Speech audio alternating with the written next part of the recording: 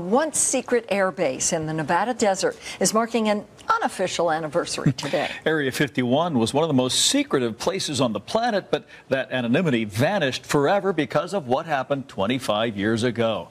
A controversial electronics whiz told a fantastic tale during a TV interview, and the story still reverberates today. The I-Team's George Knapp played a part in what became an international sensation.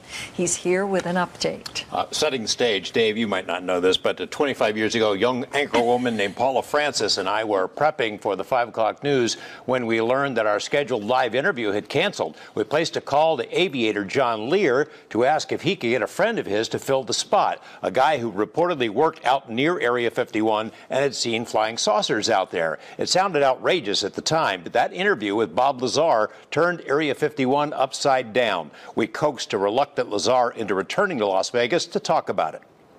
I don't know. Sometimes I really do regret it, and I almost feel like apologizing to him, saying that, you know, I'm sorry I let things out. Can I have my job back? 25 years after he was forever transformed into Bob the UFO guy, Bob Lazar says he regrets ever talking about flying saucers or a secret base in the Nevada desert or any of the things that made his name known all over the world. There isn't a day I don't get emails, and, you know, I try and get this across to him. Look, I don't even want to talk about it anymore. You know, a quarter century ago, not many people outside of Nevada had ever heard of Area 51, the mysterious base 100 miles north of Las Vegas, a place the government said didn't exist. It was the location of choice for all manner of black projects, spy planes that were kept secret from the public. And that's my driveway, that's Bob, that's Gene Huff, and Bob's wife Tracy and Chris.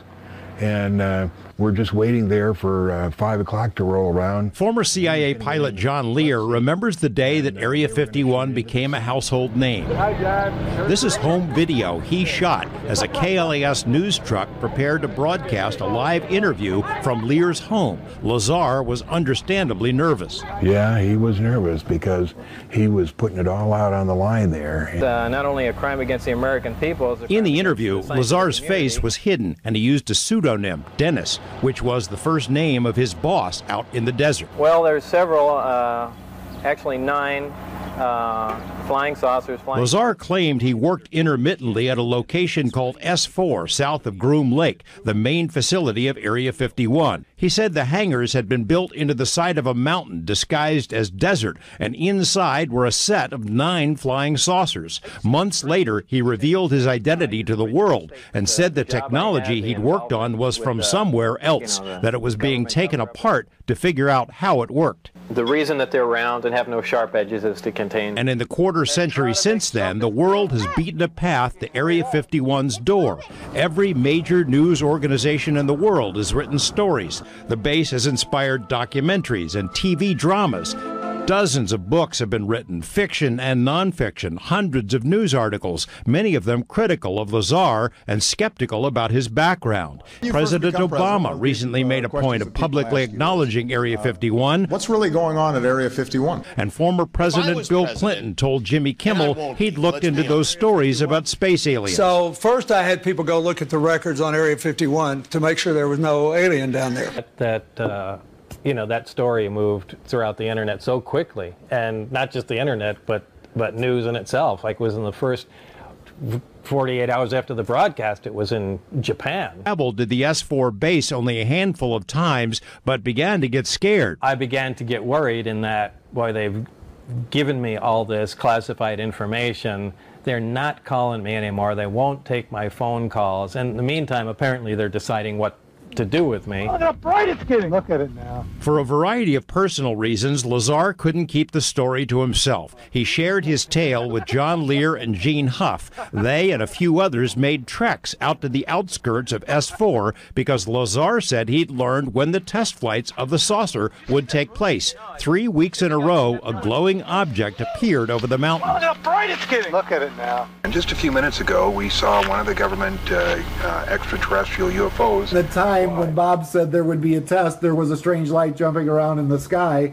above the location where he said it would be at the time and date he said it would be. You know, here, the craft took off when I said it was taking off from past the the mountain range, which was Papoose Lake, S4, south of Area 51. You flew around, did incredible maneuvers that impressed everybody, to the point where we got scared and got behind a car, fearing the thing was going to explode. But really, how do you explain that? It's bright right now. Lazar has more than his share of critics, including the poobahs of the UFO community who think he made it up. And he has holes in his background that have yet to be filled. But to date, no one has yet been able to explain how he knew those test flights would take place out there. What better way to unwind after a long day than a glass of Groom Lake red wine from the Ailey Inn? Maybe spend a few minutes staring at the paintings you picked up at the Area 51 art show, while perhaps listening to the Bob Lazar music video. The story that Bob Lazar told 25 years ago this week has gone around the world many times over, inspiring books and TV shows and movies. Who knew that Indiana Jones' warehouse is at Area 51?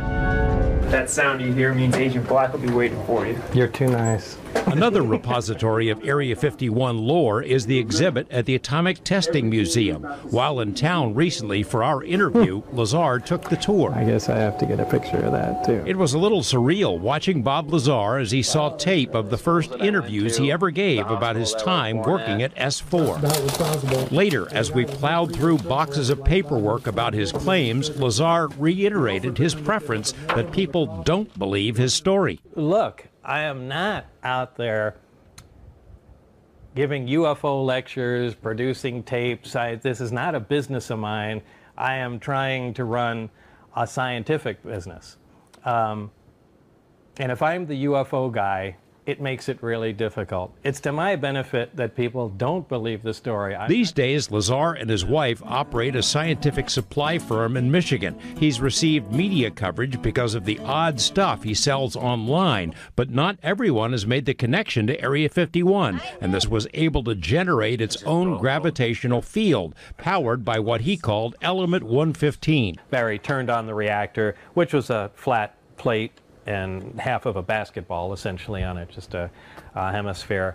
And once it was activated, you could not touch the sphere. You put your hand on it, and just like the like poles of a magnet, exact same type of force. He had a little golf ball, and we dropped it on it, and it never hit the sphere and fell off, and then we threw it at it and it rebounded and knocked the ceiling tile out of place.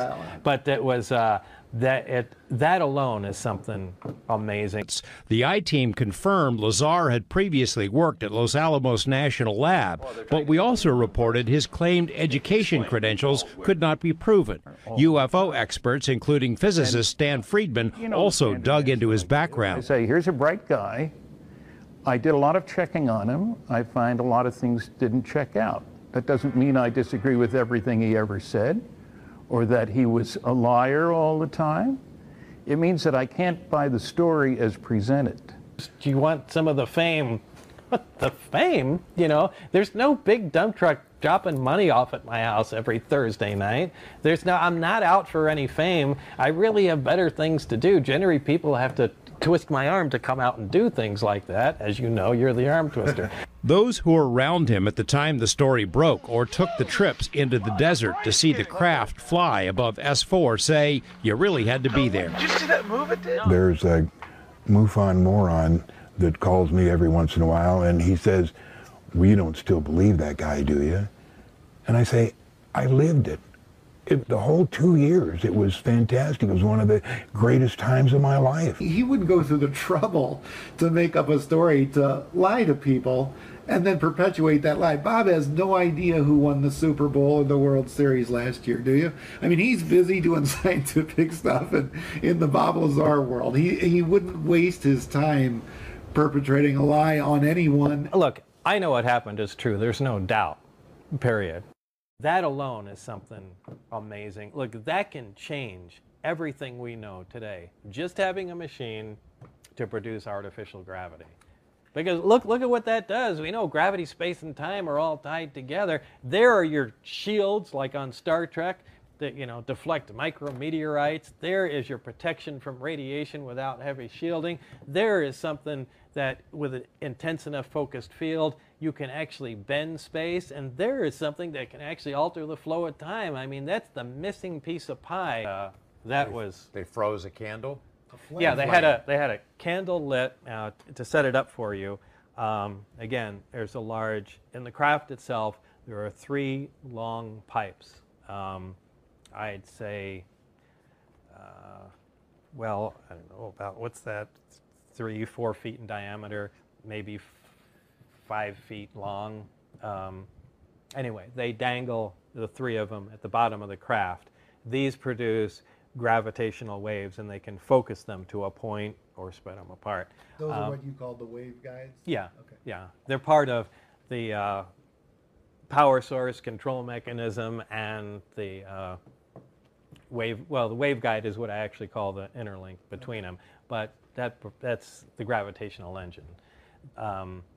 They had one of those devices out along with the subsystem that connects it. So they can produce the power from the reactor, it runs the gravity amplifier, and they can focus and change the gravity beam that comes out of it. They took, speaking of Barry, took a candle, put it close to the mouth of it, lit it, a normal flickering candle flame, and then activated the reactor.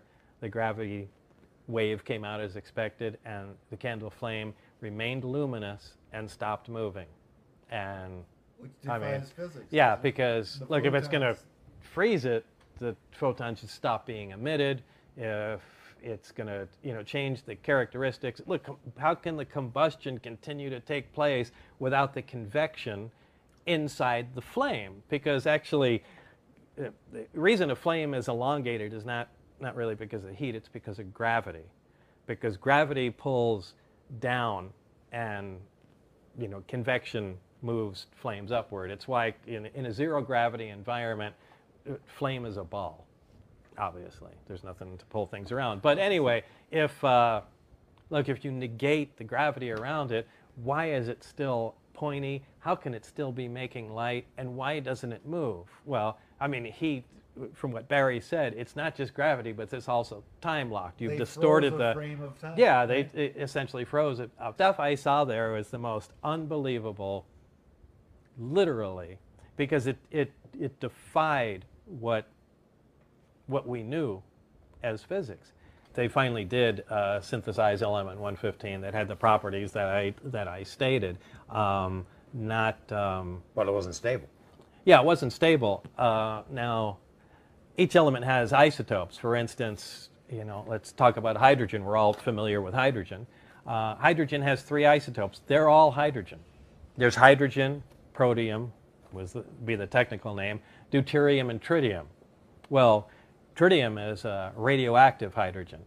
Deuterium is another stable isotope of hydrogen, and regular protium, ordinary hydrogen, is the hydrogen we all know. They're all hydrogen. They have different amounts of neutrons in them.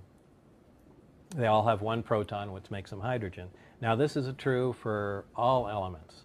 You can have the amount of protons in them determines what element it is. So element 115 has 115 protons in it. It's element 115. Now, depending on the number of neutrons it has, it will still be element 115, but it can be any number of isotopes of it. 115 undoubtedly has, many isotopes of it. We've synthesized 115. We made 1 isotope. We have a radioactive one. Now they just need to continue on working with it. I mean, they made just a few atoms, but we'll see what other isotopes they come up with. One of them or more is going to be stable, and it will have the exact properties that I said. Or could we make it? Or does it have to be natural? As you speculated about that Well, before. it's natural. It'd be difficult to find it.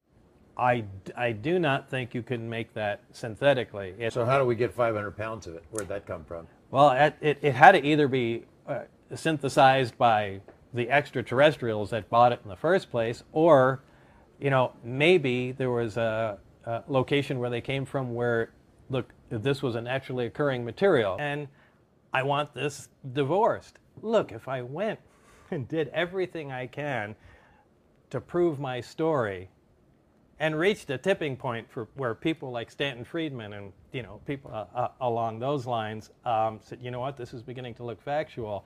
Do you know how that would annihilate me? That would destroy my business. It would make it impossible for me to operate. And, I'd have a continuous flow of questions